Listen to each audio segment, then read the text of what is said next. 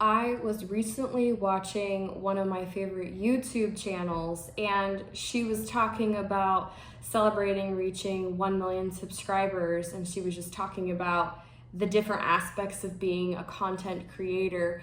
And one of the things she said was really fascinating to me. She was talking about how, as a content creator, one of the strategies is to make your content, make your description, your title, provoke anxiety. And I thought that was so interesting when she said that. She wasn't saying it was a good thing necessarily, but that the whole idea was to provoke this sense to listeners, to audiences, to viewers, that they are in need of something, that they are in desperate need of something, and they didn't even know it.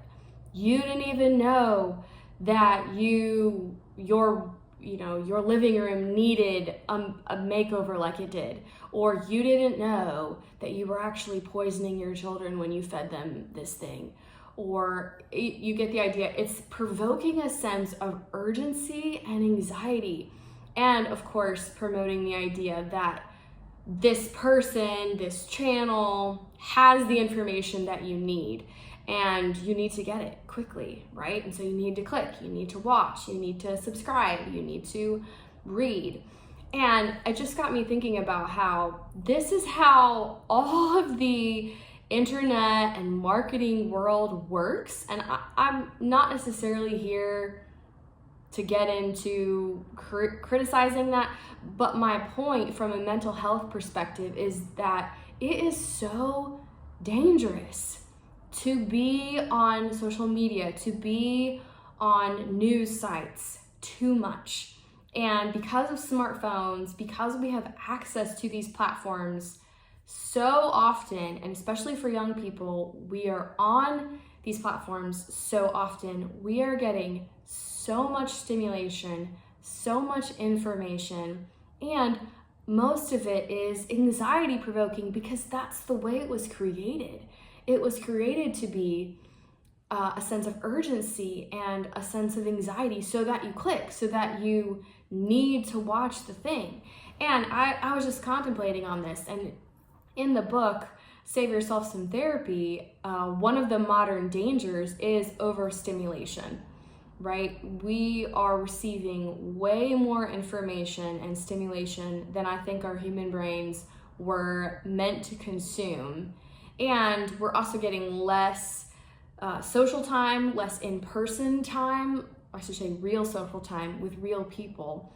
And it is causing so much anxiety. Are there other factors? Yes. Can you have social media and not be anxious? I think so. But for many, many people, it is too much. So what do we do about it? Well, I mean, the obvious answer is to spend less time on social media. And I go into this in Save Yourself Some Therapy. The whole chapter is about what else to do, why we're turning to social media, why we're turning to the internet and our phones.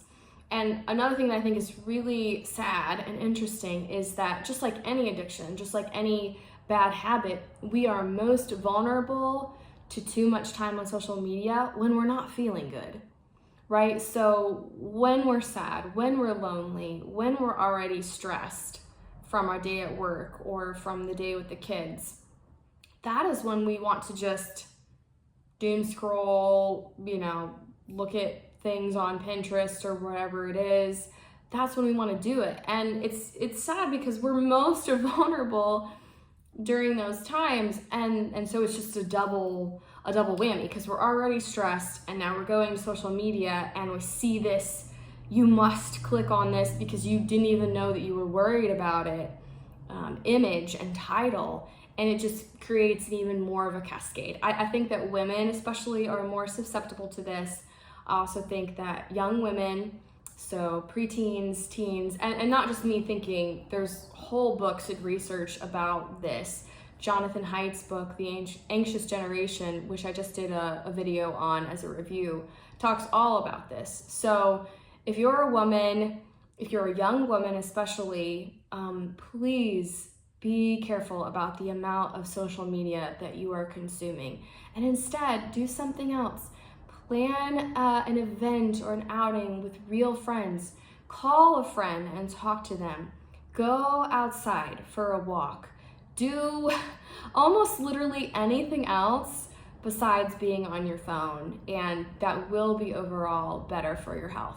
Okay, and so as I'm reviewing this video that you just saw, I'm thinking about how I'm pitching something too. I'm selling something. I'm saying, watch out for social media because it's dangerous and you didn't even know it, and you need to buy my book so that you get all the answers. So I just want to end this video with, you are fine.